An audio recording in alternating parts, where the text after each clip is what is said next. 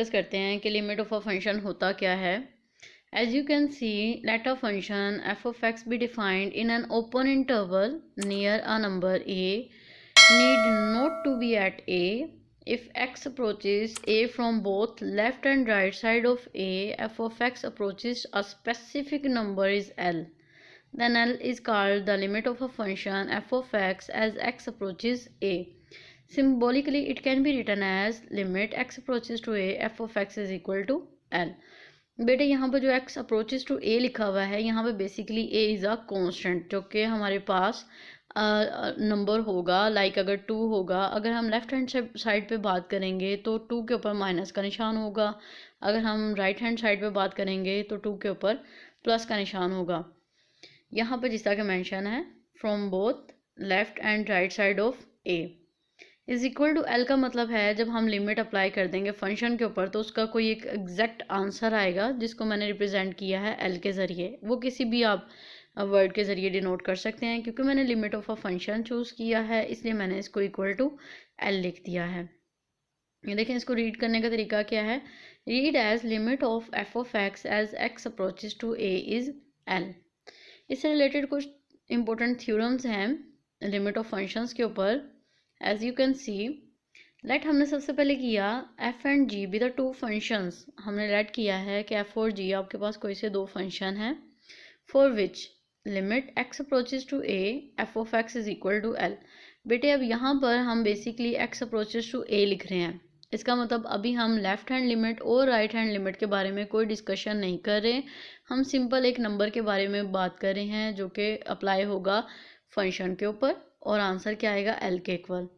और वो कहता है जब आप लिमिट अप्लाई करेंगे लिमिट एक्स अप्रोचेज टू ए किसके ऊपर, जी ऑफ एक्स के ऊपर, तो वो किसके इक्वल होगा, एम के। मतलब ये कि जब आप लिमिट एफ ऑफ एक्स पे अप्लाई करेंगे तो वो एल के इक्वल लिखेगा और जब हम लिमिट जी ऑफ एक्स के ऊपर अप्लाई करेंगे तो वो एम के इक्वल लिखेगा। ये हमने कंसीडर किया, आप जो मर्जी कंसीडर कर सकते हैं। उसके बाद बेटे हमने लिखा कि भाई थ्योरम नंबर 1 की स्टेटमेंट है the limit of the sum of two functions is equal to the sum of their limits. जब भी लिमिट हमारे किसी दो फंक्शन पे अप्लाई हो और वो दोनों फंक्शंस प्लस के साथ जुड़े हों तो फिर हमारी लिमिट जो होगी पहले फंक्शन पे अलग अप्लाई होगी प्लस लिमिट दूसरे फंक्शन पे अलग अप्लाई होगी। As you can see, limit x approaches to a f of x plus limit x approaches to a g of x. हमने कंसीडर किया था जब लिमिट एफ के ऊपर अप्लाई होगी तो एल के इक्वल होगा और जब लिमिट जी पे अप्लाई होगी तो वो एम के इक्वल होगा। सो हमारी लिमिट लगाने के बाद आंसर किसके इक्वल आया, एल प्लस एम के। इससे रिलेटेड एग्जांपल हम देख लेते हैं। Limit x approaches to 1 x plus 5। अब बेटे एक्स की जगह पर आपने बेसिकली 1 पुट करना है। तो सोल्यूशन की तरफ हम आते हैं। ये देखें, जब आपने लिमिट अप्लाई की तो लिमिट पहले x के ऊपर अलग अप्लाई हुई और 5 के ऊपर अलग अप्लाई हुई। x अप्रोचेज टू 1 का मतलब है कि जहाँ पे भी x लिखा हुआ है वहाँ पर हम 1 पुट करेंगे। तो यहाँ पर जब आप यहाँ पर 1 पुट करेंगे तो ये देखें ये 1 आ गया। क्योंकि 5 के साथ x नहीं लिखा हुआ था तो इसके ऊपर लिमिट का कोई भी इफेक्ट नहीं होगा। ये 5 सेम एज इट इज़ आ गया। 5 + 1 that is equal to 6। Next theorem है theorem number 2 the limit of the difference of two functions is equal to the difference of their limits. मतलब ये कि जब आप लिमिट कोई से दो फंक्शन पे अप्लाई करें और दोनों फंक्शन के दरमियान में माइनस का निशान हो तो लिमिट पहले फंक्शन पे अलग अप्लाई होगा माइनस लिमिट दूसरे फंक्शन पे अलग अप्लाई होगा। पहले वाले को हमने लिखा था एल के इक्वल माइनस दूसरे वाले को हमने लिखा था एम के इक्वल। सो इसका आंसर आ गया एल माइनस एम के। अब इसकी एग्जांपल जैसा कि आप देख सकते हैं limit x approaches to 1 x minus 5। तो अब हम जब लिमिट अप्लाई करेंगे तो पहले फंक्शन पे अलग अप्लाई होगी माइनस दूसरे फंक्शन पर अलग अप्लाई होगी। As you can see, limit x approaches to 1 of x minus limit x approaches to 1 of 5। X की जगह पर 1 आ गया, 5 के साथ इसका कोई इम्प्रेशन एक्स का नहीं था इसलिए कोई इम्प्रेशन इसके ऊपर नहीं आएगा लिमिट का। तो 1 माइनस 5 इज इक्वल टू -4 के। नेक्स्ट है हमारे पास theorem number 3 if k is any real number then. अगर के आपके पास कोई सा रियल नंबर हो तो फिर limit x approaches to a k into f of x is equal to k हमारे पास एज कॉन्स्टेंट बाहर आ जाएगा और लिमिट अप्लाई होगी सिर्फ और सिर्फ एफ ऑफ एक्स के ऊपर। तो ये के हमारे पास कांस्टेंट के तौर पे है और ये हमारे पास जो लिमिट है वो एल के इक्वल है, तो वो के एल हो गया। यहाँ पर के एक कांस्टेंट है, लाइक अगर आपके पास लिमिट में 2, 3, 4 एज अ डिजिट जो है वो अपीयर होगा वेरिएबल के साथ, तो हम उसको लिमिट से बाहर लिख देंगे। जैसा कि आप एग्जाम्पल में देख सकते हैं, limit x approaches to 2 3 of x. अब 3 यहाँ पर क्या है, के है, कॉन्स्टेंट है, हम इसको उठाकर बाहर ले जाएंगे। ये देखें 3 मैंने बाहर लिख दिया और लिमिट अप्लाई हुई सिर्फ वेरिएबल के ऊपर, और वेरिएबल को किससे रिप्लेस करना था, 2 के साथ, तो 3 into 2 that is equal to 6। Theorem number 4 है the limit of the product of the function is equal to the product of their limits. मतलब कि जब लिमिट अगर हमारा अप्लाई होगा कोई से दो फंक्शन पे और वो दोनों फंक्शन प्रोडक्ट में होंगे, तो फिर लिमिट पहले फंक्शन पे अलग अप्लाई होगी और दूसरे फंक्शन पे अलग। तो एफ पे जब लिमिट अप्लाई होगी तो वो एल के इक्वल है, और जी के ऊपर जब अप्लाई होगी तो एम के इक्वल है। क्योंकि प्रोडक्ट रूल हम काम कर रहे हैं तो वो एल और एम आपस में मल्टीप्लाई होगा।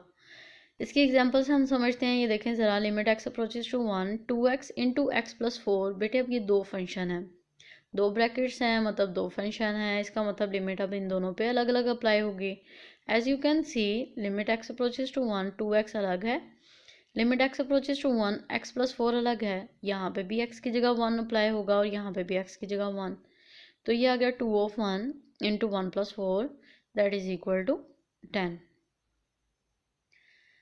नेक्स्ट थ्योरम है हमारे पास theorem number 5, the limit of the quotient of the function is equal to the quotient of their problems of their limits provided the limit of the denominator is non zero. Question का मतलब होता है बेटे over में कोई चीज़ आपको function provided हो, बटा की सूरत में कोई चीज़ गिवन हो, तो इस सूरत में लिमिट का उसके ऊपर क्या इम्पैक्ट पड़ेगा।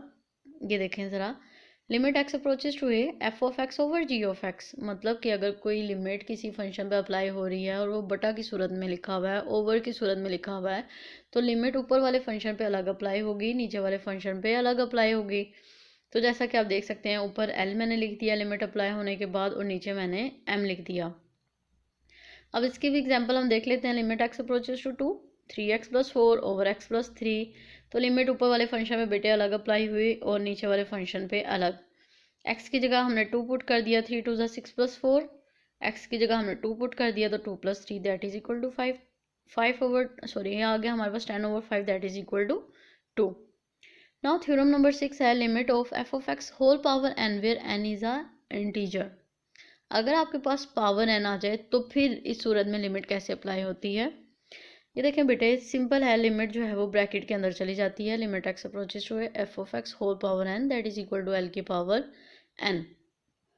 अब यहाँ पर हमारे पास लिखा हुआ था for example limit x approaches to 4 2x minus 3 की होल पावर 3। तो बेटे सिंपल लिमिट जो है वो अंदर चली जाएगी, x की जगह पे हमने 4 पुट कर दिया और इसको सिंप्लीफाई किया और आंसर आ गया आपका इज इक्वल टू 125 के। तो ये कुछ बेसिक रूल्स थे हमारे किसी भी फंक्शन को देखने के, फंक्शन के ऊपर लिमिट लगाने के, और लिमिट के कुछ अपने थ्योरम से के प्रोडक्ट में हमारे पास लिमिट किस तरह अप्लाई करते हैं, सम में कैसे करते हैं, सब्ट्रैक्शन में कैसे करते हैं, डिवीजन में कैसे करते हैं, अगर स्केलर आ जाता है तो इस सूरत में हम लिमिट किस तरीके से अप्लाई करते हैं।